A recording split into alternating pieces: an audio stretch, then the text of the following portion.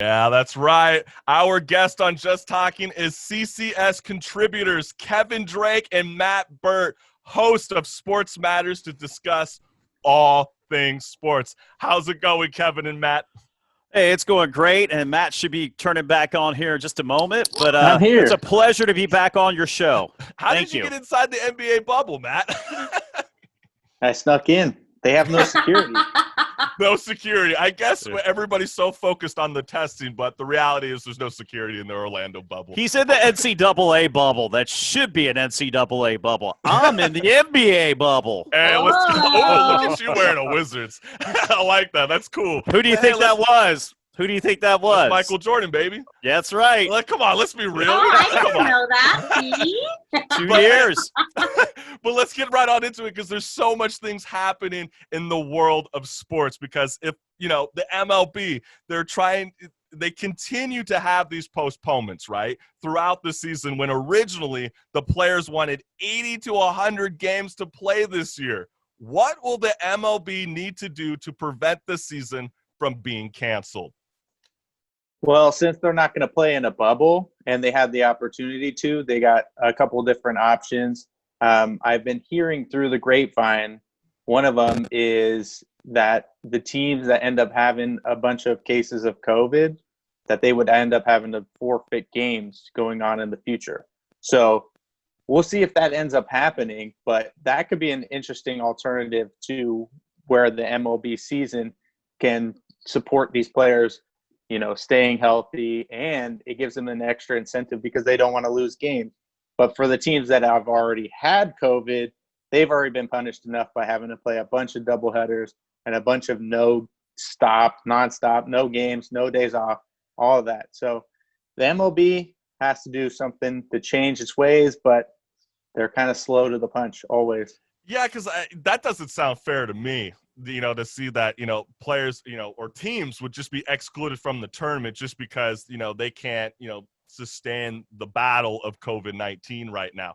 Does that even sound fair to you, Kevin? Because it kind of sounds like you're a little No, I agree with what Matt says. And just to add to that, yes, they are playing a lot of doubleheaders, which means they're playing 7-inning games in the doubleheader to make up for those games. But now there are some people, unfortunately, that will get the COVID-19 because one person broke the rules, and I think the person that broke the rules is the one that probably shouldn't get paid, or there should be some kind of ramifications. But there definitely should be some type of incentive of staying healthy and staying whatever bubble they have within their system to protect the players so they can get the season off. It's only a 60-game season.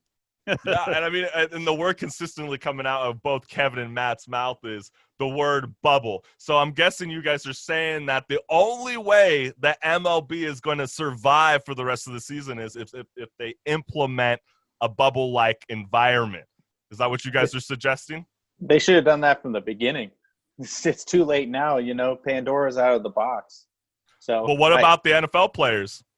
NFL should do it in a bubble. They should take the example of the NBA, the NHL, and look how well the NBA is doing.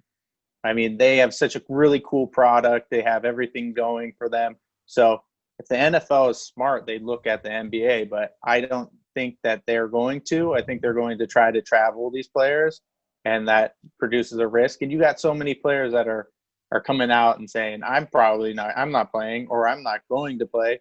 And that list of players is growing more and more for the Patriots, one of the NFL's most successful teams over the years, even though there's no Tom Brady. But well, you're absolutely right, because, Marissa, you had something to say. I did. I just wanted really quickly, we're talking about the bubbles. And what I wanted to say was I would love to see, to take care of COVID, why don't the teams create their own video game with their characters and they play their character together in a video game? I would still watch that. It's on Twitch. It's on Twitch. Trust me. All the musicians in the world have been transitioning to be video game stars. Let's not advocate for the rest of the real sports athletes to start playing video games. But, Matt, you actually did bring up a really good point, even with the Patriots, how Seven of the players have already opted out. And I just saw yesterday 66 NFL players opt out of the season by the Thursday deadline. And there was a tweet on Thursday morning by Tre'Davious White, who chose to opt out from this season, saying, "Crazy that me choosing my family's well-being over a game comes with so-called fans attacking and questioning me and saying I'm selfish. No, you guys are selfish for thinking that football is bigger than life. Oh, by the way, my girl's grandfather passed away from COVID." You understand now? Thoughts, guys? Wow, that's heavy. But it really comes down to he's looking out for his best interests of his family, so that's his prerogative. He doesn't want to play football this year. People should not be – the couch critics should not criticize that. You got to respect that. And my condolences to his grandfather. That's the last thing you want to hear is, people perishing from this disease, because it's bad, and it's really bad on the elderly. Well, as I was hearing from you guys earlier, you guys were saying that, you advocate for most of the sports leagues to be in this bubble-like environment. Do you believe that the NFL should extend, the extension for when players should actually have the opportunity to opt out? Because we might find out more facts with COVID-19 next month or in 2 months, by the time the NFL season starts. Do you think that those players should have a right to not be limited by some kind of term of deadline? No, of course they shouldn't. They should have a deadline up to the first game of the season because there's no preseason. But I think that they need to figure this out. Right now, there's so many egos involved. There's so many cooks in the kitchen, so to speak, with the NFL.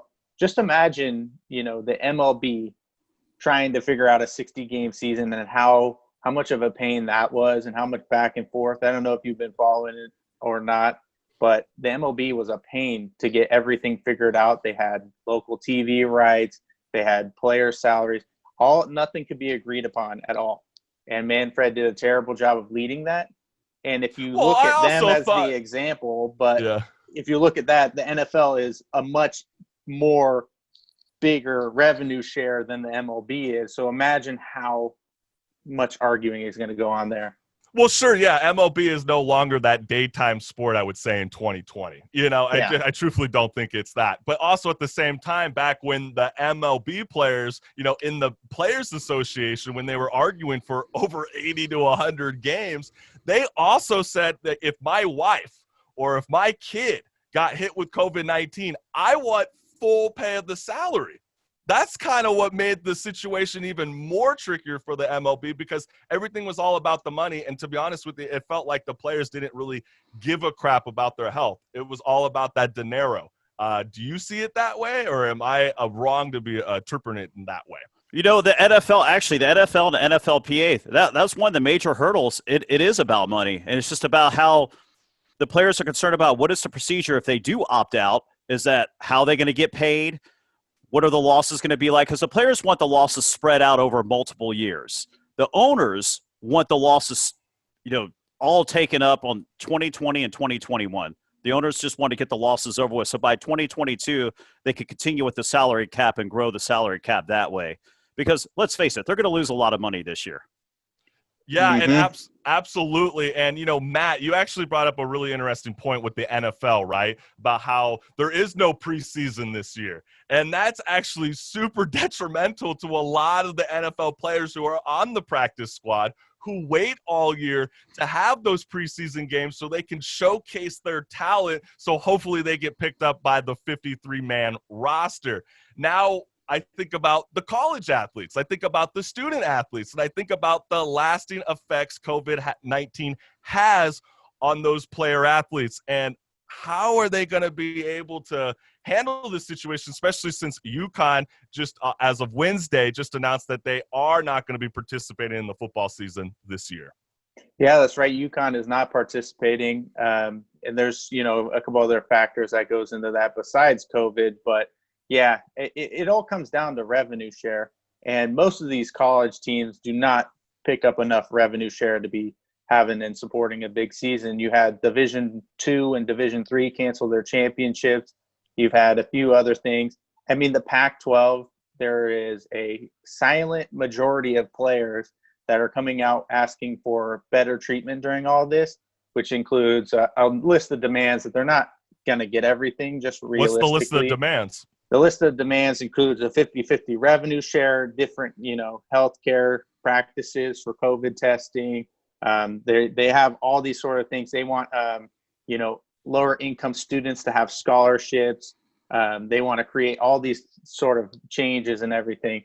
Those are the big main three, but it's a huge list that they're not going to get everything. And they basically are going to sit out the season if they don't meet those demands. And that's in the Pac-12. And people are kind of looking at that and trying to see what they think of it. But there is a real movement that's going on in college football. And that's the one that you really have to worry about, because not every team is making these huge amount of money like Alabama is, or, Clemson, or any of the other teams.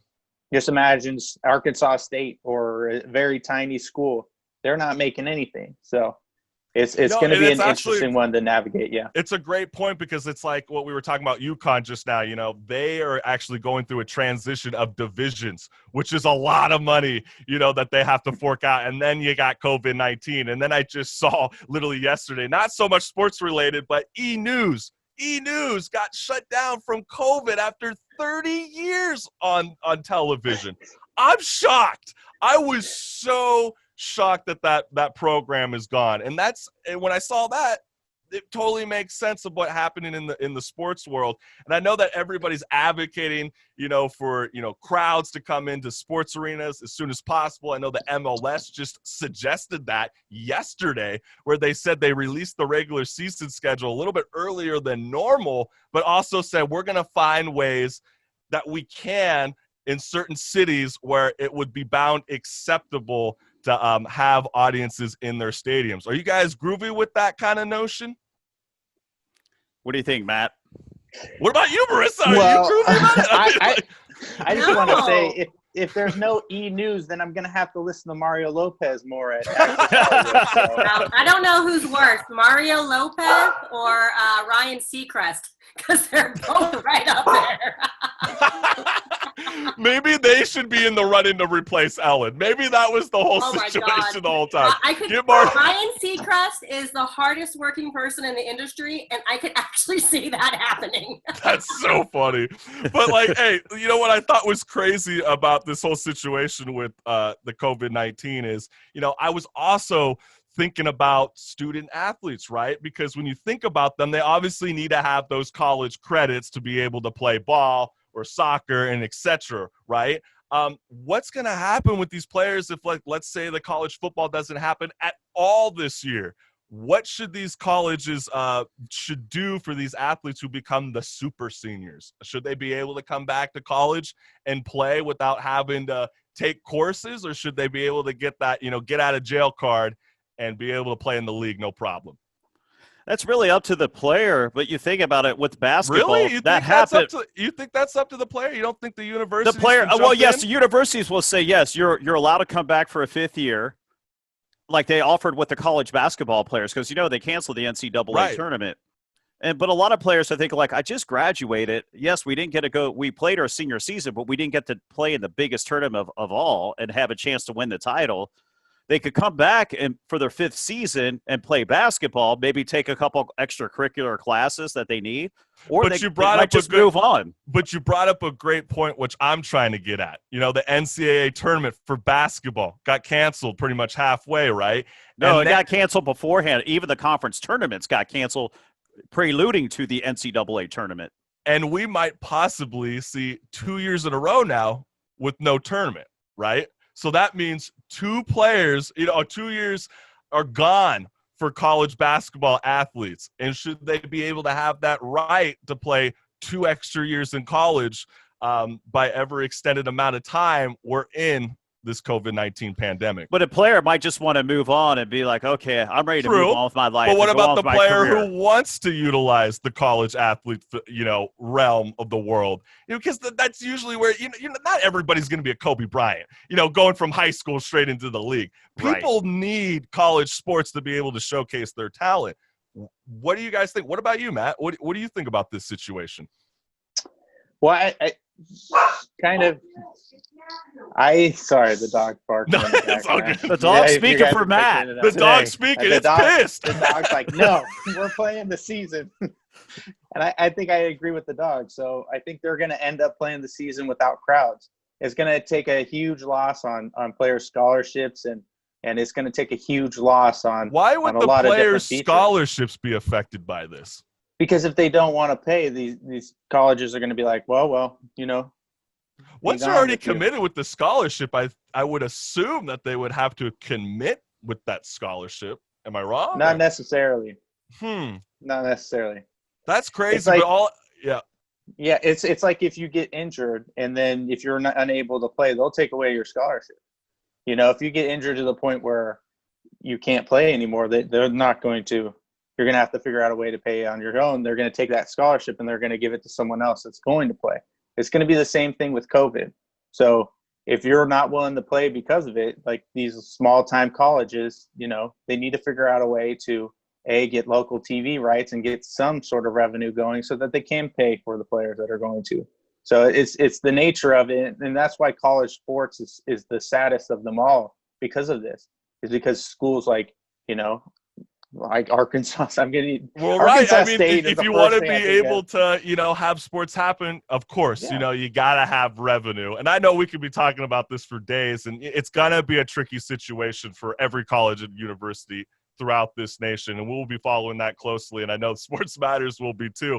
But I really wanted to touch upon this news because I thought this was really exciting this week. What are you guys' thoughts on The Rock and female owner Dany Garcia, who's now the first female owner to run a professional sports league, which is known as the XFL, you know, formerly competing against the NFL?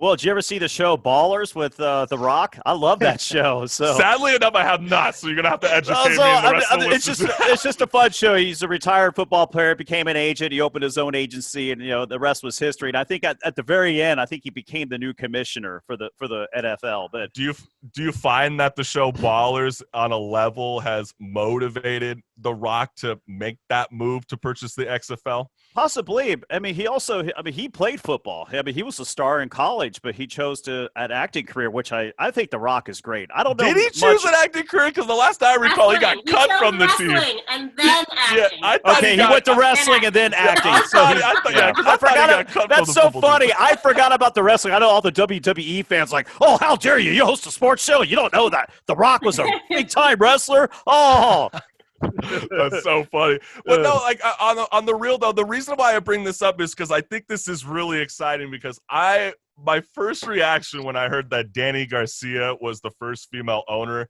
of a professional sports league, my first thought was, will she break the mold and allow female football players to play in the XFL?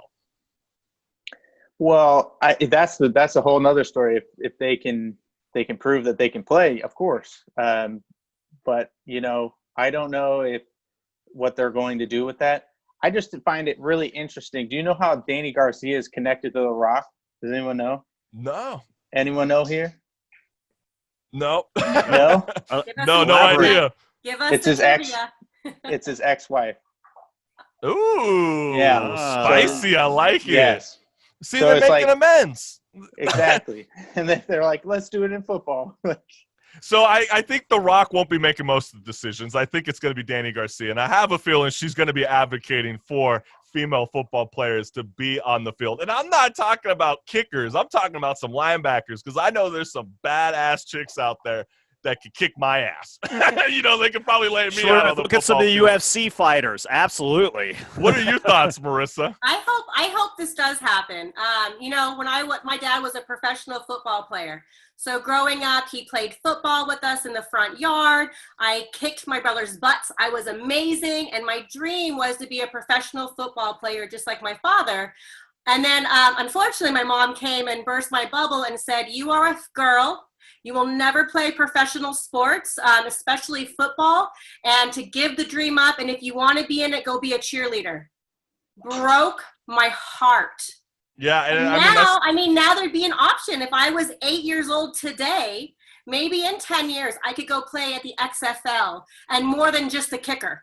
You know, I mean, maybe I could. I don't know. I mean, I'm still pretty short. So I probably still couldn't. But at least it won't be because of my gender. It'd be more because of the physicality.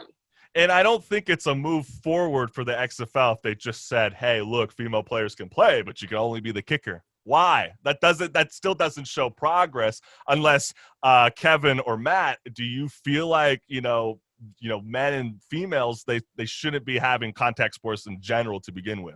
Well, I tell you, I think it's great for the XFL to try that. Why not give them free range and see who are the best players? Like Marissa was saying, when she was growing up, she was the best player on the field. So why not, give them an opportunity and see how it works out? And yes, of course, physically, as far as physique, men tend to be just the way our physiques are, stronger, more athletic. But I tell you what, just like what we just mentioned earlier, there are some women UFC fighters would destroy me in a matter of seconds. I wouldn't even have a chance. All you have Amanda to do Nunes is coming at you. All you have to do, honestly, run. for any man out there who says a woman cannot play football, go check out a women's rugby game. And I'm going to tell you right now, there are some women up there that are bigger than men. You just made a huge point, Marissa. There is a female rugby team. In fact, when I was in Australia, there was actually promoting for the new Aussie Rules Football League, Women's League. And I tell you, wow. There's grace, there's elegance to it, but they're pretty brutal. And they can play. But why not have the why not have the XFL put this on stage and let's try it out, see how it works out.